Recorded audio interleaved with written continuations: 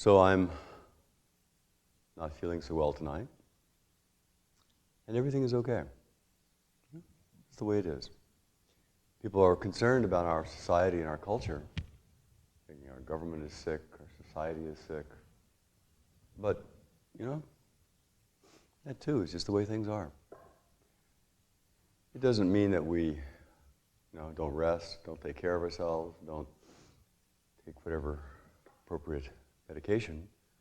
The same is true with our government and society. It doesn't mean we don't respond to it. But the fact that things come together and fall apart, this is the way things are. It means everything is moving along just like it should. One of the hallmarks of being alive is you're going to get sick. Perfectly, completely, totally normal. There's no way to avoid it. So, you get sick, you get sick. You respond to it the best you can.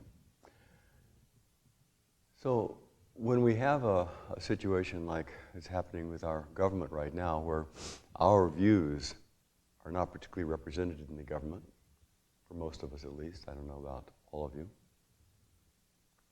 then we have a couple of different options. One option is we accept that what's happening is the way things are. Okay? That's always the foundation of Dharma. Always the foundation of saying, how are things? If you're a part of a 12-step program, the first step of the 12 steps is to say, I got a problem. And you can't go to the other 11 steps unless you say, I've got a problem, and it's really a problem that's overwhelming. You can't get sick and say, you can't get well, and you say, okay, I've got a problem, I've got a sickness here. So we first acknowledge the way things are,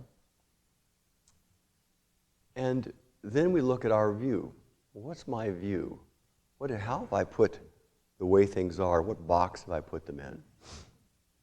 And as we all know, a lot of people have put either health or politics or something in a very small box. A very small box of when it's like this, it's good. When it's not like this, it's not good. It's bad. It's scary.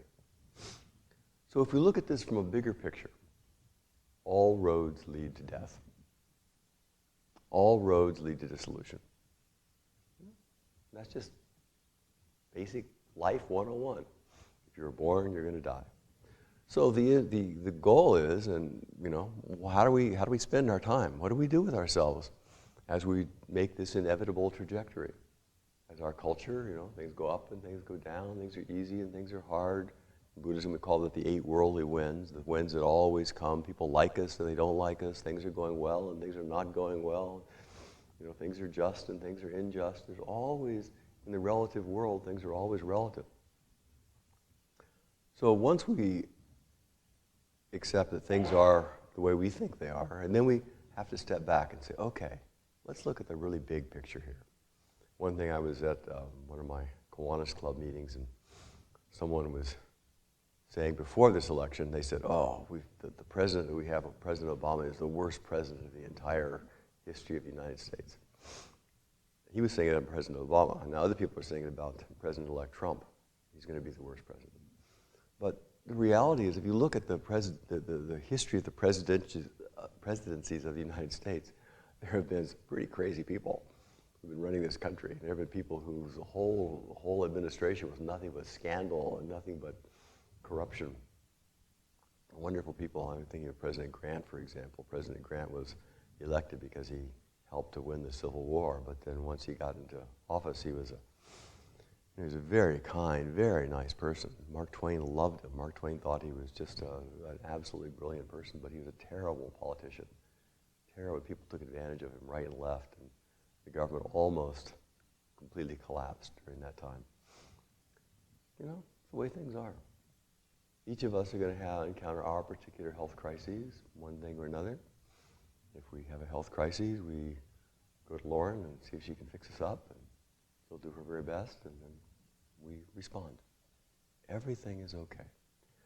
So when we have a crisis, whether it be a spiritual crisis or a social crisis or something that we thought was going to be this way and gets snatched away, it is a call. It is a call to look inward. To me, the hallmark of an existential crisis is all those things that we thought were going to make us safe and well disappear. The door is closed. And so then we begin to say, okay, what is it? What can I really truly take refuge in? What can I really truly find meaning in? What is it that is always present? And that is a matter of looking with the mind at the mind. That is a matter of looking directly at the origin of things.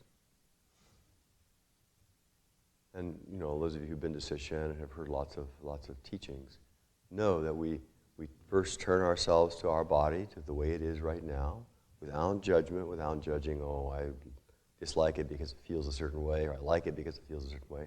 We turn our attention to the direct experience of our body, and then we can look at the whole body all at once, and we begin to see that the body is not a thing.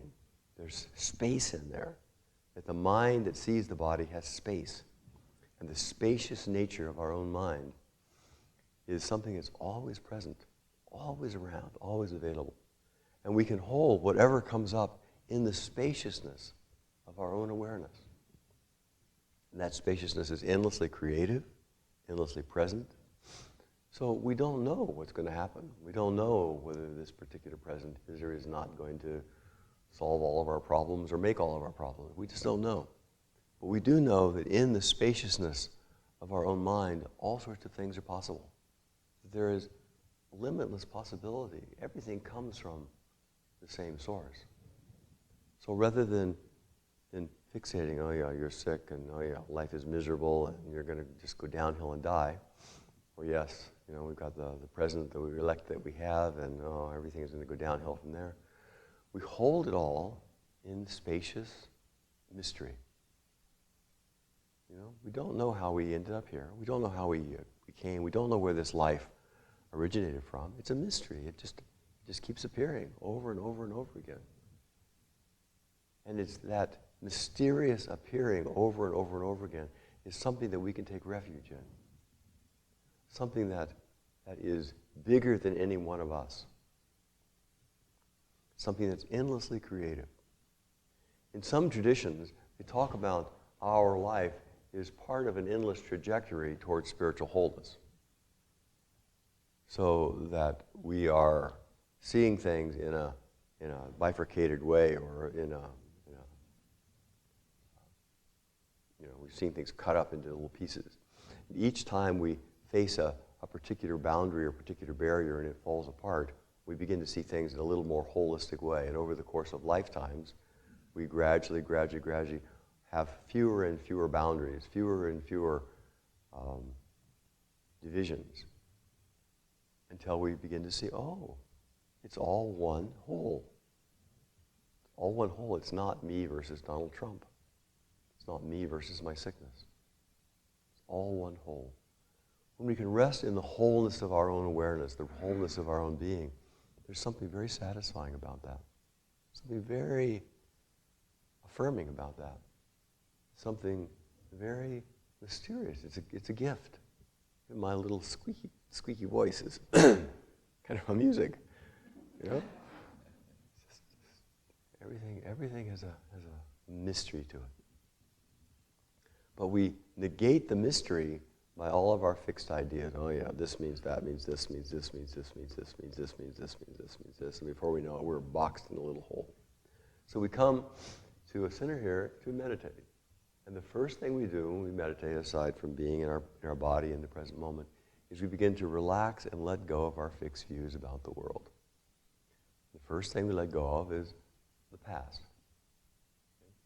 Right at this moment, the past is only a memory in your mind.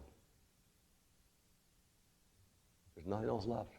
There's a memory in your mind, some thought in your mind that says, George Washington was the first president of our country.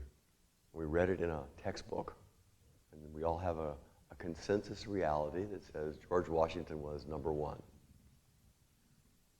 And that consensus reality we get mixed up with and think that that's true.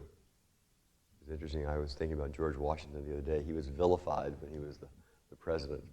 They were stoning him, they were really castigating him. He was trying to promote a liquor tax, I think. And that was very unpopular. everybody thought that the government was going to come down on them and just going to destroy their lives, and Washington was the, everybody has those days. So we begin looking, we let go of the past, we acknowledge that we do not know what's going to happen. We do not know. It probably will get colder this winter. Probably. It might not. And then we come, letting go of the past, letting go of the future, and go right to here, right now. And then we breathe into the present moment, and there is a solidity, a stability, a presence. And when we're truly in the present moment in that way, that's the place our mind can become clear. Our mind can become still. Our mind can become very alert. And then from a still, alert, clear mind, we make the best choice that we can make. We decide to give a Dharma talk at the beginning of the period so we can go home. Or we decide we're going to go out, Kakumyo is going to go to Washington, D.C. to be present as a protest during the inauguration. He feels that that's something that's very important for him to do, and very important for him to represent his view. So with a clear mind that's unworried, because we're not worried, we're not anxious about all the endless things that could happen, with a clear mind that is present, grounded in the stability of this moment, we look around and think, what does the world need? What does the world need? What does the world need from me? And then we do our best to offer that. And each person here, each one of us, has things that only we can do. We can only we can walk in our own shoes. There are things that we can do. And the spirit that we do those things in, the spirit in which we inhabit our life, that's spiritual practice. So we all have houses to live in, and more or less jobs and families or pets or somebody that we encounter, and we have the opportunity to make all those things hell on earth, or we can bring our whole clear mind to them and make them the very foundation of our spiritual practice. That's true whether we are sick or well. So it is the not necessarily the attitude. It's nice to have a good attitude. But even bigger than an attitude is awareness of the spacious mind of this moment. In the spacious mind of this moment, all things are possible. In the spacious mind of this moment, there is no fear. In the spacious mind of this moment, there's something that we need to do. In the spacious mind of this moment, we can open our heart and infuse it with love. So everything is okay. Everything is okay. And that's not a judgment on the quality of the election. There's going to be problems. But that's okay. That's the way things are. Everything is okay. And that okayness is not an intellectual judgment. Everything's going to go the way I think it should go, therefore it's okay. It's got to be a more fundamental heart awareness of the great spacious nature of our own being. And then we engage whatever we need to do. Everything is okay. And practice is resting in awareness of that truth. We have to continue to come back and rest in the awareness of that truth. Our anxiety is of no benefit. Everything is okay when we are resting in our own deep nature right here, right now. And there is no one who is defective, no one who is in any way missing in that regard. So whether you happen to be well or sick, or we have a short talk or a long talk, or whether the government is going up or going down, or whether, North Korea launches a nuclear bomb, everything is okay. And there are things that we need to do. So please, as we sit for a little while this evening, clarify your mind, calm your heart, open your awareness, and then take that mind out into your life. Everybody will benefit from it. And when everybody benefits, everything is okay.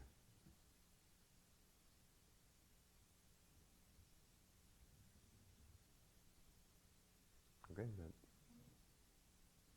I have just a minute more. Anybody want to? One of the things we're trying to do at the monastery is one thing I am doing at the monastery is I decided that we need to have video comments. And one of the things I'm actually fairly good at is just giving really short, succinct answers to things. So we're going to start, I'm doing videos right now.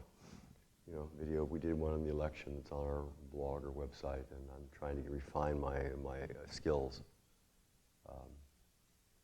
So we can have very short, succinct bits of Dharma that might be inspiring and helpful to people.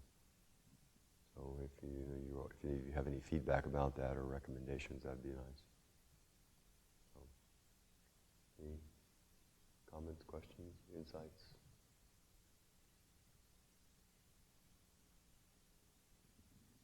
Please have deep faith. The fact that you are here is a miracle. You didn't earn it. You didn't have anything to do with it. It's a gift. Your life is a gift. Please open up and appreciate that gift.